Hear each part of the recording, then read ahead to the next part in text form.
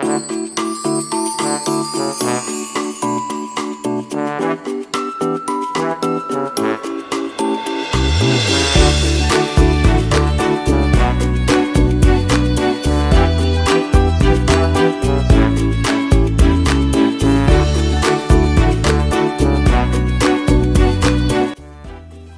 guys, sebelum kita membahas terlalu jauh tentang perpustakaan ideal, lebih baik kita harus tahu dulu garis besar pokok pembahasan kita tuh apa.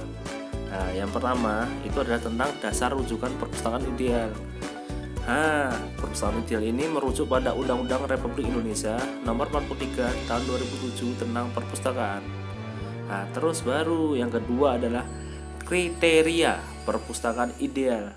Nah, ini hal-hal apa sih yang harus dipenuhi oleh setiap perpustakaan dalam mewujudkan dirinya atau perpustakaan tersebut menjadi perpustakaan yang ideal?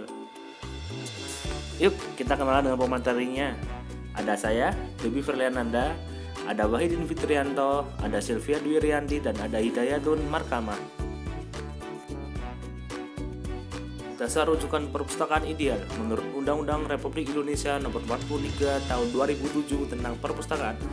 Dikatakan perpustakaan itu ideal jika jelas ukuran standarnya. Jadi dikatakan idealnya jika perpustakaan setidaknya dalam pelaksanaan, pengelolaan, dan penyelenggaraan sudah mengacu pada standar atau aturan baku yang telah ditentukan. Karakteristik perpustakaan ideal. Yang pertama, manajemen perpustakaan. Yang kedua, gedung perpustakaan. Yang ketiga, teknologi informasi yang ada di perpustakaan. Yang keempat, jaringan kerjasama. Yang kelima, program dan promosi perpustakaan. Dan yang keenam adalah dukungan pemerintah. Manajemen perpustakaan. Terdapat 6 pokok bahasan tentang manajemen perpustakaan yang terdiri dari koleksi, SDM atau sumber daya manusia, pengelola sumber informasi, pengguna, sumber dana, serta layanan. Poin pertama adalah koleksi. Koleksi dapat berupa karya fiksi ataupun karya ilmiah dalam bentuk cetak maupun non-cetak atau dalam bentuk digital. Jika perpustakaan tersebut diperuntukkan oleh masyarakat umum, maka koleksi yang dimiliki harus sesuai dengan jenis perpustakaannya. Koleksi yang disediakan harus selalu up to date, dan jumlah koleksi yang disediakan perpustakaan harus memenuhi standar, serta penambahannya harus sesuai dengan kebutuhan pengguna. Poin kedua adalah SDM atau sumber daya manusia.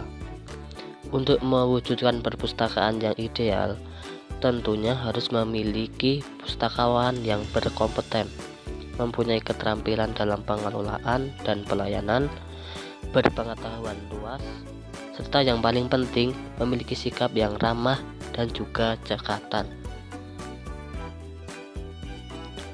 Poin ketiga adalah pengelolaan sumber informasi atau pengelolaan bahan pustaka tersebut.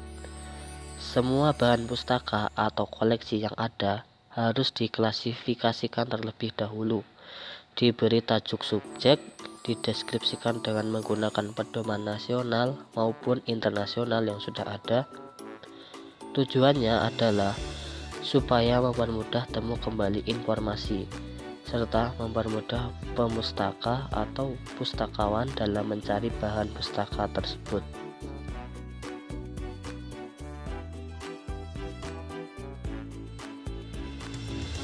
Poin keempat adalah pengguna atau pemustaka.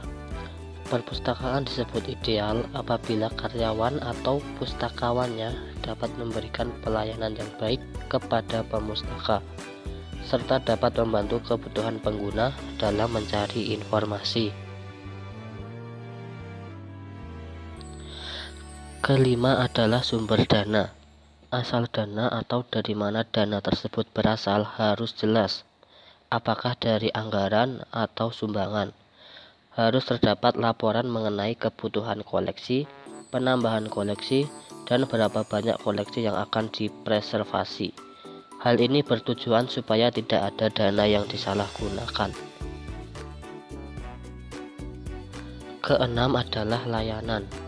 Aspek layanan penting diperhatikan karena sebagai sarana penyajian informasi. Aspek layanan harus dilakukan dengan relevan, cepat, tepat, up to date, serta harus mengacu kepada kepuasan pengguna.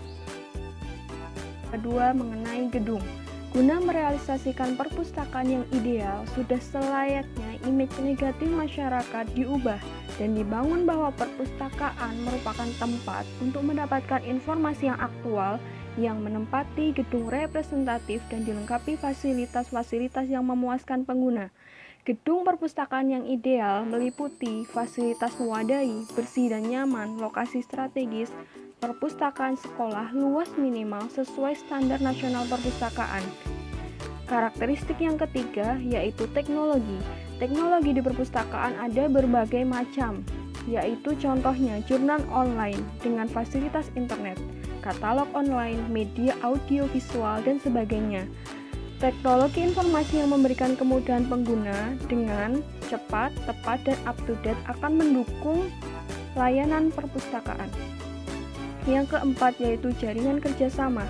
Jaringan kerjasama di perpustakaan merupakan sebuah kumpulan perpustakaan yang melayani sejumlah badan, instansi, atau lembaga, atau melayani berbagai instansi yang berada di bawah yurisdiksi tertentu dan memberikan sejumlah jasa sesuai dengan rencana terpadu untuk mencapai tujuan bersama dan menghasilkan peningkatan layanan perpustakaan yang saling bekerja sama, lalu saling melengkapi ataupun memenuhi kebutuhan layanan perpustakaan.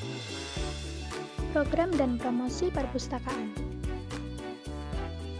Promosi perpustakaan adalah aktivitas memperkenalkan perpustakaan dari segi fasilitas, koleksi, jenis layanan, dan manfaat yang dapat diperoleh oleh setiap pemakai perpustakaan secara lebih terperinci. Tujuan dari promosi perpustakaan diantaranya untuk menginformasikan tentang layanan apa saja yang terdapat di perpustakaan dan untuk memengaruhi masyarakat untuk mengunjungi perpustakaan. Bentuk-bentuk promosi yang bisa dilakukan perpustakaan antara lain dengan pembuatan poster, pameran buku, dan penataan ruang perpustakaan yang baik. Dukungan pemerintah. Sudah menjadi tanggung jawab pemerintah untuk berbuat adil dengan semua pustakawan, sehingga kinerja pustakawan akan lebih prima dalam memberikan layanan. Perpustakaan tidak akan dapat berkembang tanpa dukungan semua lapisan masyarakat, termasuk pemerintah. Bila dukungan pemangku kepentingan terabaikan, maka sebuah perpustakaan akan sulit untuk berkembang. Demikianlah materi kami tentang bagaimana mewujudkan perpustakaan ideal. Semoga bermanfaat. Terima kasih.